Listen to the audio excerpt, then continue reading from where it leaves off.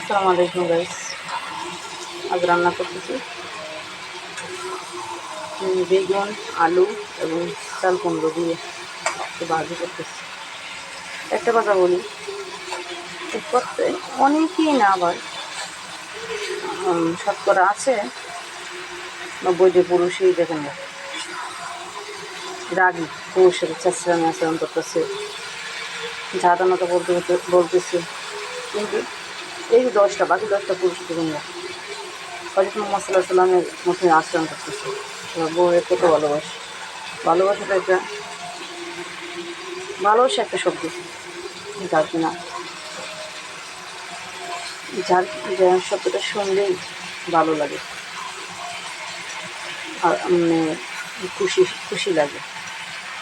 ভালোবাসা কিন্তু রাগ দিয়ে হয় না, ভালোবাসার আদরে যত্ন, যে যত বেশি আদর করতে হয় তত বেশি ভালোবাসা অর্জন করতে পারে।